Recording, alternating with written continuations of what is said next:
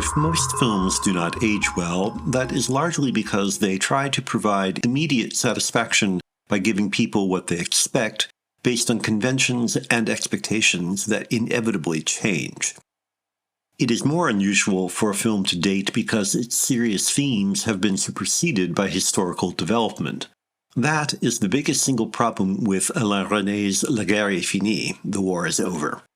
History has caught up with it and passed it. Not film history, for at a purely stylistic level, Guerre remains striking, but events have supplanted or at least displaced much of the film's raison d'être.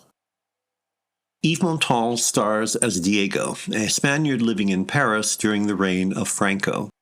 The film dramatizes his internal struggle as he cools his heels between undercover missions that seem increasingly mechanical and futile. Diego is beginning to wonder whether anyone really cares, including himself. His doubts are contrasted with the Marxist faith of his co-conspirators and the fanaticism of a younger generation more interested in violence than meaningful change. In the film's terms, there is no safe intellectual haven to which Diego can retreat to deal with his confusion. Communist dogma offers the only alternative to fascist oppression, which, in purely historical terms, is where the film feels most dated. It is not just that post-Franco Spain confounded expectations to evolve into a parliamentary democracy. It is also because of the failings of Marxism and the exposure of its adherents as self-deceiving hypocrites, or worse, like the young revolutionaries in the film, as intolerant fanatics with purist convictions more self-indulgent than sympathetic. Given the largely apolitical nature of most of Alain Resnais' work, this failure to suggest alternatives to extremes probably results from the contributions of the screenwriter Jorge Semprún. If we are painfully aware of the story's historical myopia, it is because Diego is defined politically, and therefore limited.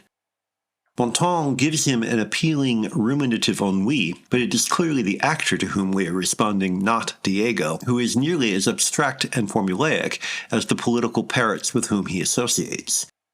Can't a revolutionary have a hobby, or read a novel, or love good food? Diego has a mistress, Ingrid Tulin, a one-off with a teenager, Geneviève Bujold.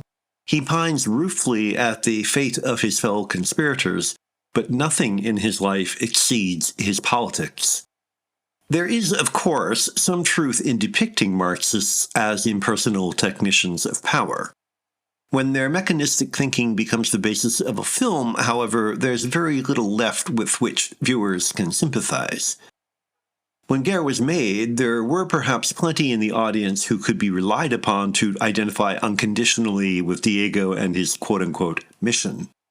Today, it is difficult to see him as anything better than a world-weary cipher, and more than a touch unimaginative.